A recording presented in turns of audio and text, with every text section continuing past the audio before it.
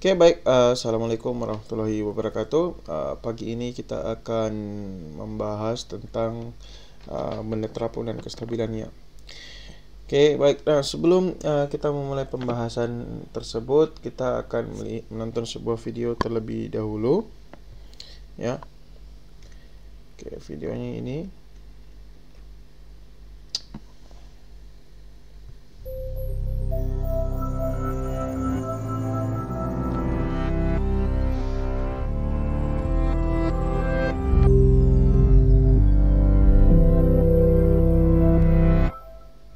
Some of the best opportunities to learn are the moments in which we are perplexed, those moments in which you begin to wonder and question. These moments have happened throughout history and have led to some truly amazing discoveries. Take this story, for example. There once was a fellow named Archimedes. He was born in 287 BC in the city of Syracuse in Sicily. He was a Greek mathematician, physicist, engineer, inventor, and astronomer. One day, Archimedes was summoned by the king of Sicily to investigate if he had been cheated by a goldsmith. The king said he had given a goldsmith the exact amount of gold needed to make a crown. However, when the crown was ready, the king suspected that the goldsmith cheated and slipped some silver into the crown, keeping some of the gold for himself. The king asked Archimedes to solve the problem, but there was a catch. He couldn't do any damage to the crown. One day, while taking his bath, Archimedes noticed that the water level in the bathtub rose and overflowed as he immersed himself into the tub. He suddenly realized that how much water was displaced depended on how much of his body was immersed. This discovery excited him so much that he jumped out of the tub and ran through the streets naked, shouting, "Eureka!" which comes from the ancient Greek meaning, "I've found it!" What did he find? Well, he found a way to solve the king's problem. You see, Archimedes needed to check the crown's density to see if it was the same as the density of pure gold. Density is a measure of an object's mass divided by its volume. Pure gold is very dense, while silver is less dense. So if there was silver in the crown, it would be less dense than if it were made of pure gold. But no matter what it was made of, the crown would be the same shape, which means the same volume. So if Archimedes could measure the mass of the crown first, and then measure its volume, he could find out how dense it was. But it is not easy to measure a crown's volume. It has an irregular shape that's different from a simple box or ball. You can't measure its sides and multiply like you might for other shapes. The solution, Archimedes realized, was to give the crown a bath. By placing it in water and seeing how much water was displaced, he could measure the volume. Then he'd calculate the density of the crown. If the crown was less dense than pure gold, then the goldsmith most definitely cheated the king. When Archimedes went back to the king and did his test, the story says, he found that the goldsmith had indeed cheated the king and slipped some silver in. These days, using the way an object displaces water to measure volume is called Archimedes' principle. The next time you take a bath, you can see Archimedes' principle in action. And maybe you'll have a genius idea of your own.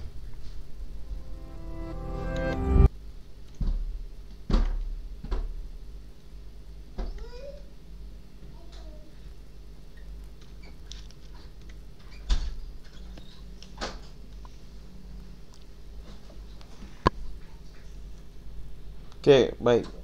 Jadi sudah cukup video yang tadi dimana bagaimana sejarah ditemukannya hukum Archimedes ya. Jadi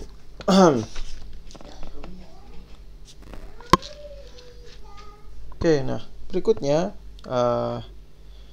sebelumnya mungkin kita sudah mempelajari tentang apa itu tekanan ya, dimana tekanan didefinisikan sebagai jumlah gaya pada tiap satuan luas.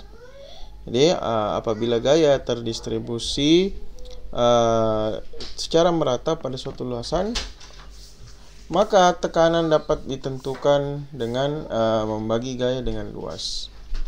Jadi P atau pressure atau tekanan itu sama dengan F dibagi dengan A. Jadi pada tiap luasan dari benda tersebut akan mendapatkan tekanan yang sama.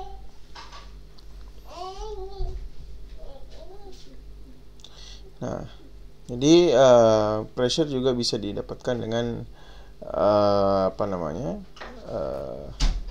M dikali G, di mana kita tahu berdasarkan prinsip Newton, di mana F sama dengan M dikali G atau M dikali A. di mana massa dikali dengan percepatan dibagi dengan luasan penampang dari masing-masing luasan dari suatu benda yang dimasukkan ke dalam suatu wadah air, ya. Nah, komponen gaya vertikal ke bawah yang ditimbulkan oleh zat cair bekerja pada permukaan atas benda, ya. Jadi misalnya dia bendanya dari atas, ya. Terus maka komponen gaya vertikal ke bawah itu akan memberikan perlawanan, ya. Sedangkan komponen ke atas bekerja pada permukaan bawah benda. Jadi benda itu kalau kita masukkan ke dalam air, maka dari atas akan ada yang namanya gaya gravitasi, ya. Gaya vertikal dari atas. Jadi misalnya Jadi misalnya di sini ada benda, kita masukkan dalam air, maka dari atas itu akan ada M dikali G. Nah, sedangkan akan ada komponen ke atas yang bekerja dari dalam air akan memberikan perlawanan, ya. Nah, karena tiap tekanan tiap satuan luas bertambah dengan adanya kedalaman, maka komponen arah ke atas lebih besar dari komponen arah ke bawah, ya, dan resultannya adalah gaya ke atas yang bekerja pada benda. Nah, gaya yang bekerja ini yang disebut sebagai gaya apung. Oke, jadi gaya apung ini, ya, adalah gaya yang bekerja yang dihasilkan oleh air, ya, karena adanya perlawanan.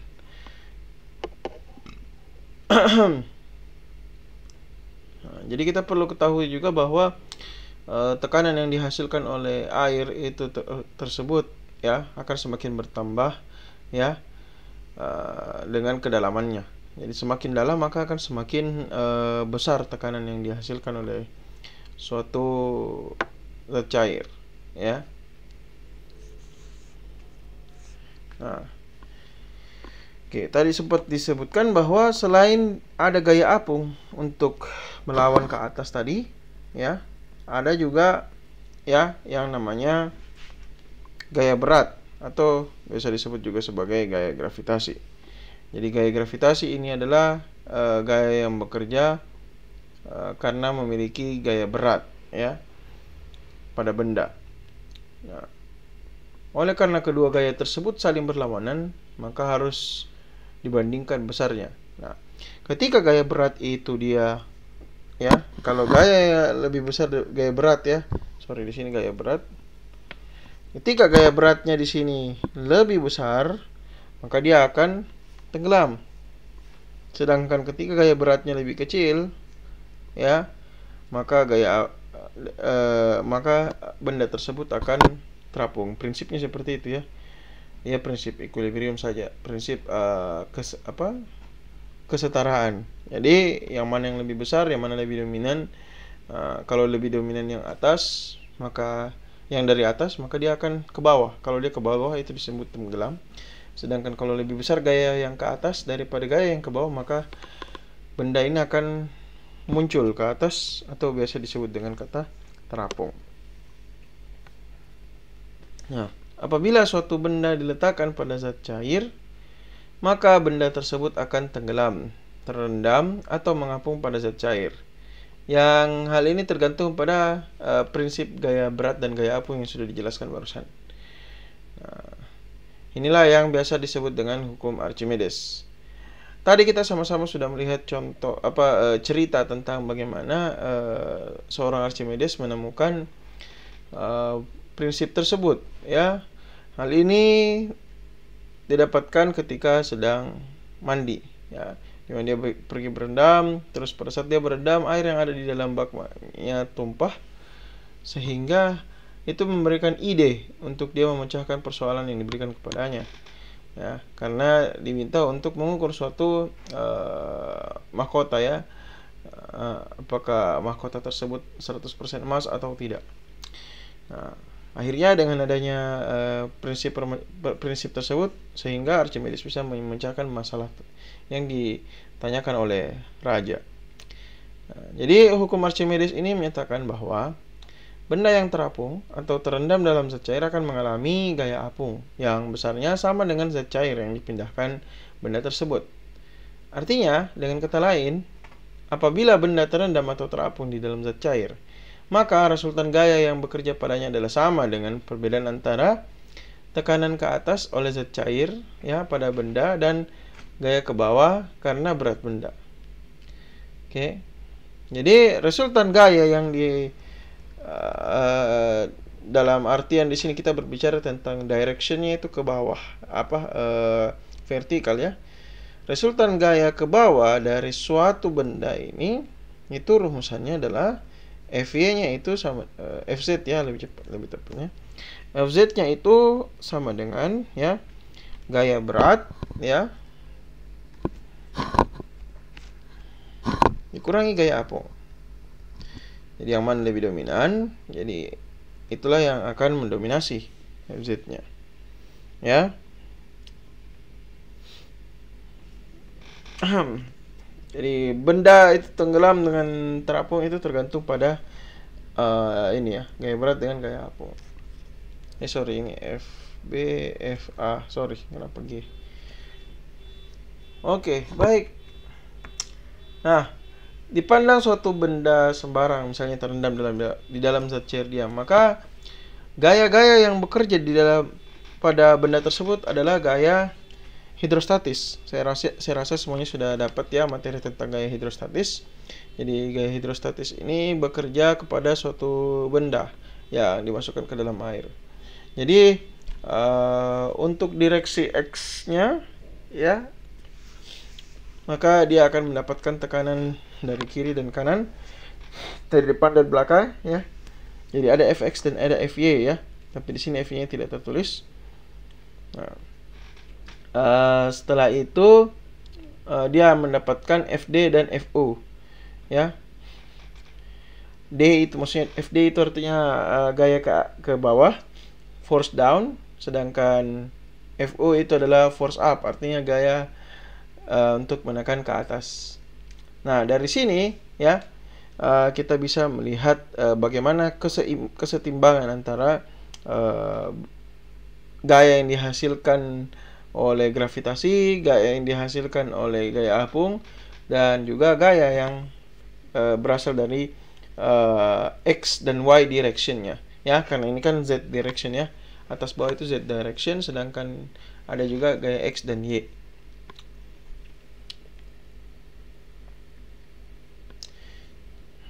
Oke, nah kira-kira seperti itu. Nah, jadi kembali ditekankan bahwa gaya apung benda juga memiliki selain gaya apung, benda juga memiliki gaya berat yang mempunyai titik tangkap pada pusat benda. Jadi pusat benda itu adalah G di sini ya. Jadi pusat berat benda itu tidak harus berhimpit dengan gaya apung. Apabila gaya apung lebih besar dari gaya berat, maka benda akan naik ke atas ya permukaan zat cair sampai nilai Fb sama dengan W ya. Jadi Fb ini adalah buoyancy force ya, buoyancy force artinya adalah gaya apung,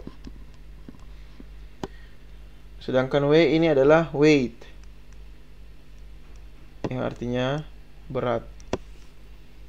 Nah, jadi gaya berat dan gaya apung ini akan seimbang ketika mereka melayang seperti yang ada di benda ya, yang ada di gambar. Oke, kira-kira seperti itu.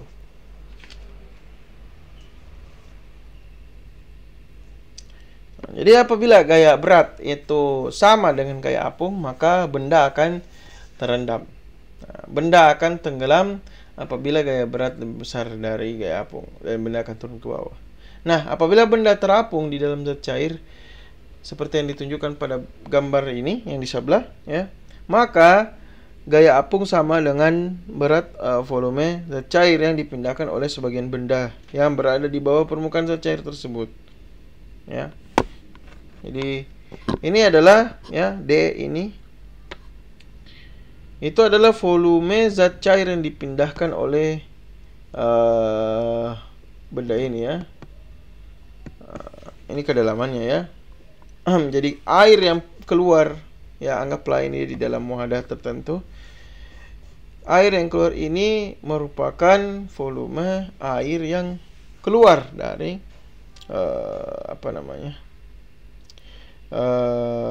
volume dari benda yang dimasukkan di dalam cairan tersebut. Adapun kedalaman bendanya digunakan notasi D atau depth ya, depth itu artinya kedalaman. Oke, nah sekarang mari kita selesaikan satu soal.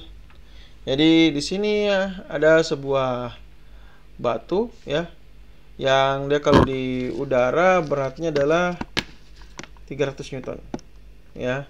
Sedangkan beratnya di dalam air adalah 500 Newton. Sedangkan beratnya di dalam air adalah 300 Newton. Maka yang mau dihitung adalah volume dan rapat relatif S ya. Oke.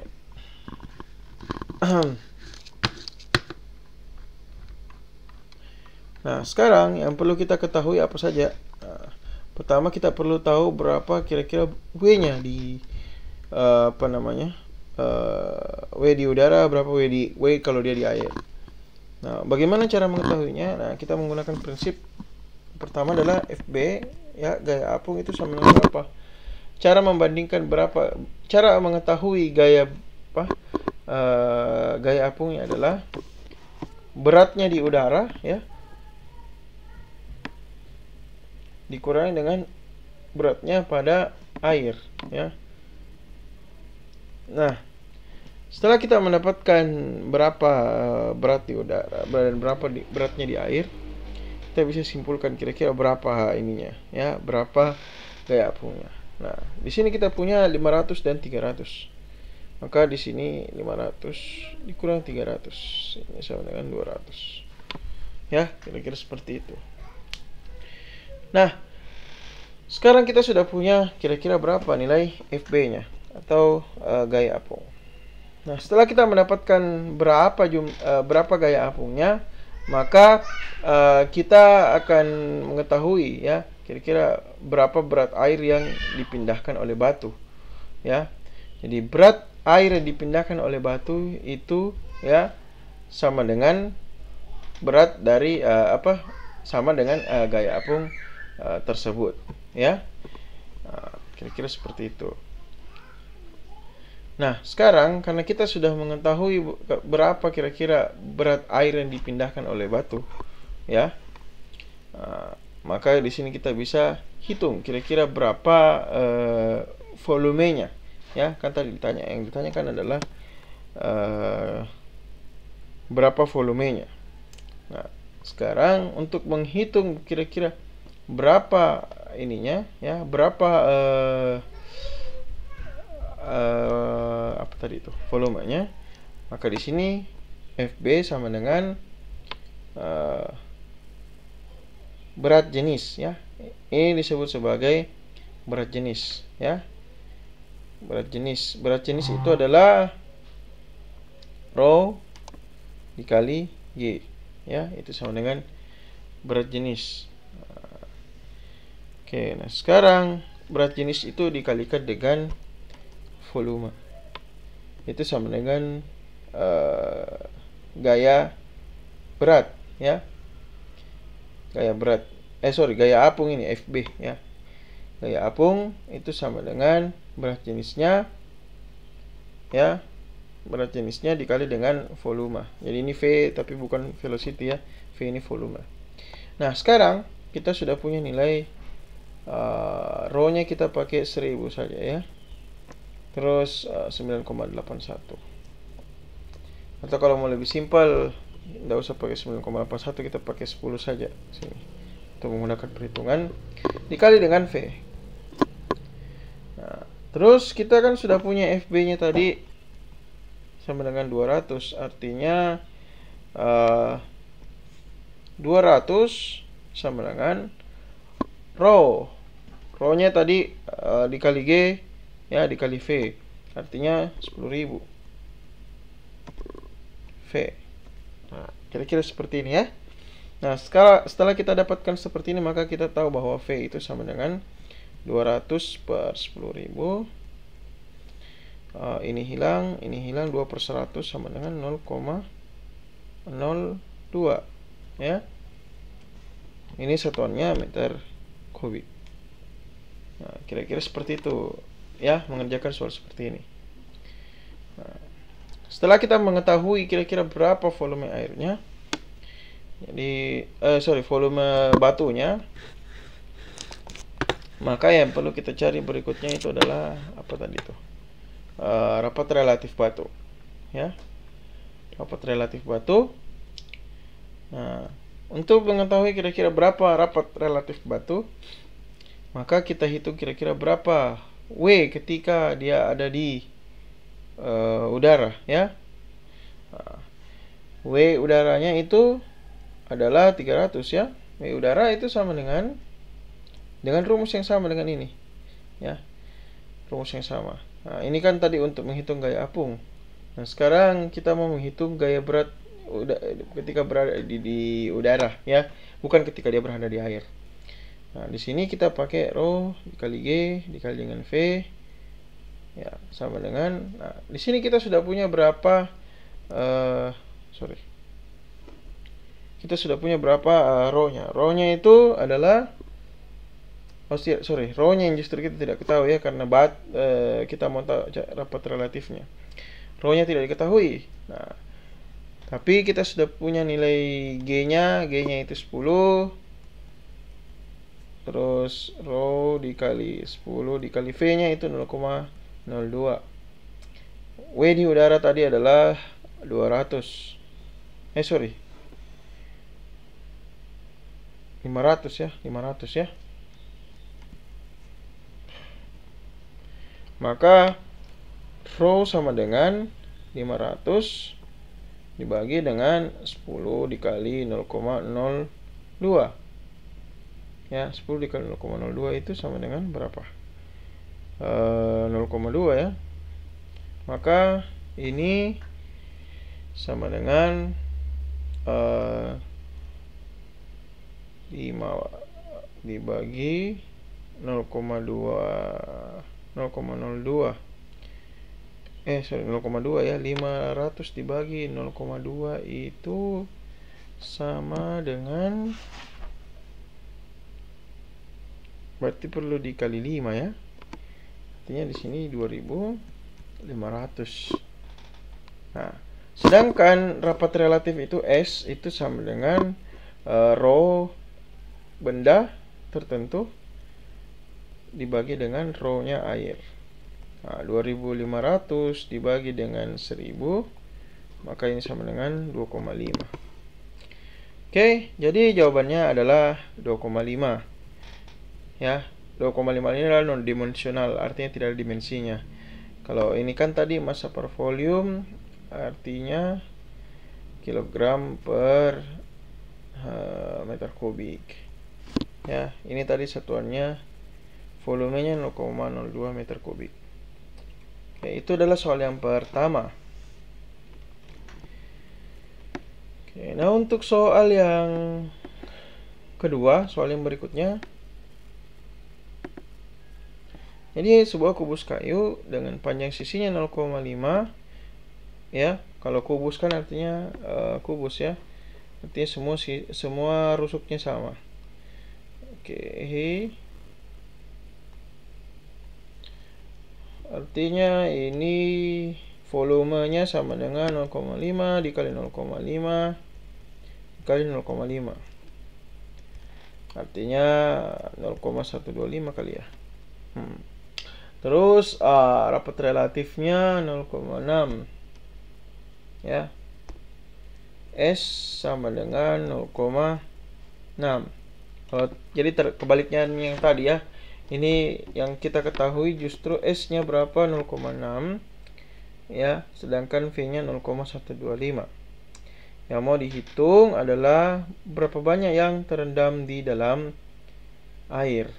Nah, bagaimana cara hitungnya ini kalau begini? Nah, seperti itu. Nah, Sekarang kita sudah punya beberapa informasi. Yang pertama adalah volume, yang kedua adalah S-nya. Nah, sekarang karena kita sudah punya S-nya, maka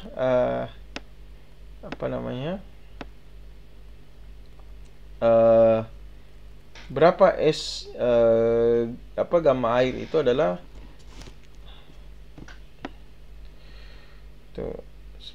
kita kan tahu bahwa dia adalah 1000 ya, artinya S itu kan sama dengan gamma benda ya dibagi dengan gamma air.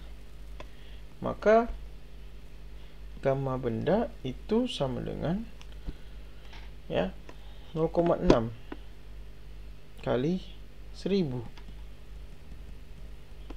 Ini sama dengan 600. Ya, kalau tadi yang soal sebelumnya berat raw batunya adalah 2500. Kalau ini justru 600. Terus kita sudah dapat berapa ininya gamanya, sedangkan W-nya ya, W itu sama dengan atau beratnya itu sama dengan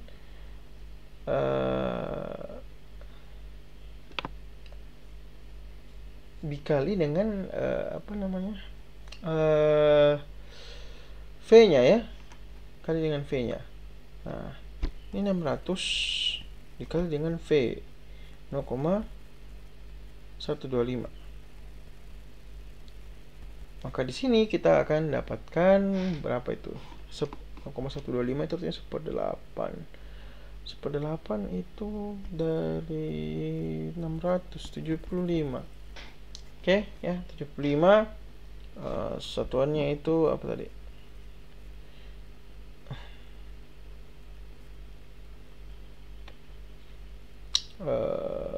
Satuannya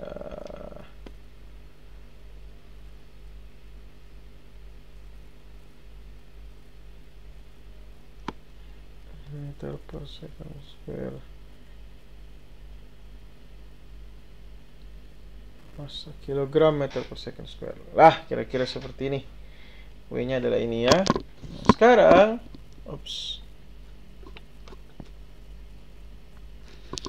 ya, nah, berikutnya W itu dia sama dengan FB ya.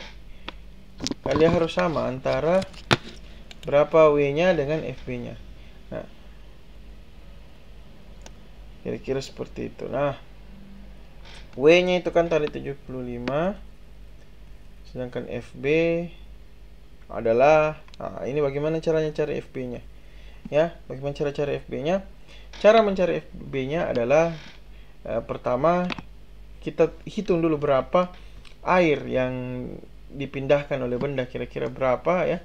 Kita mau tahu dulu berapa air yang dipindahkan, maka FB itu sama dengan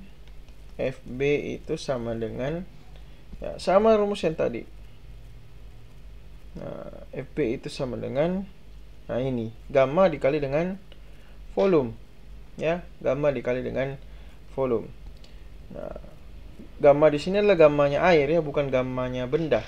Ya, karena yang mau ditahu itu adalah berapa banyak air yang pindah. Nah, kira-kira seperti itu ya. Nah, gamma air yang pindah itu adalah 1000 ya. Terus dikalikan dengan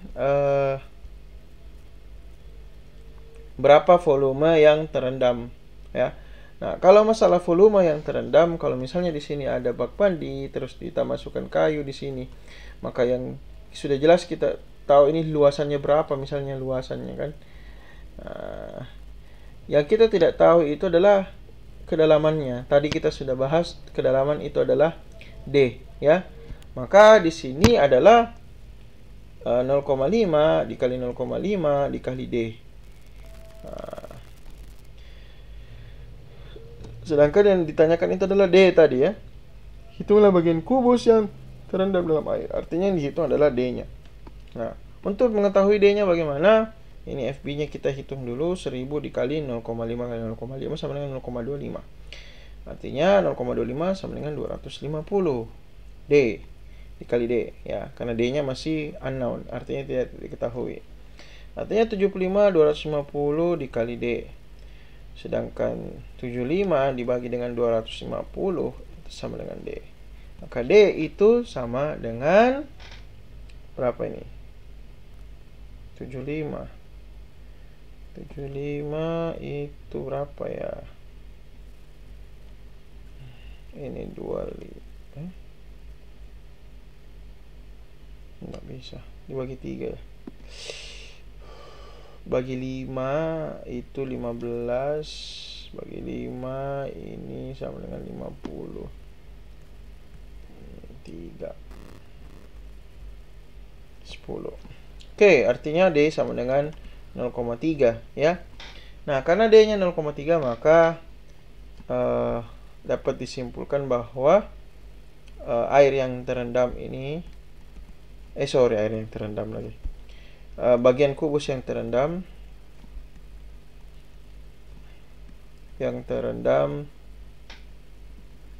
adalah 0,3 meter. Ya. Kalau yang ditanyakan tadi itu adalah bukan volume ya. Bagian kubus saja. Kalau cuma tanya bagian kubus yang terendam, artinya yang ditanyakan adalah di ya 0,3 meter. Oke, baik, sekian video dari saya pada hari ini. Terima kasih atas perhatiannya. Wassalamualaikum warahmatullahi wabarakatuh.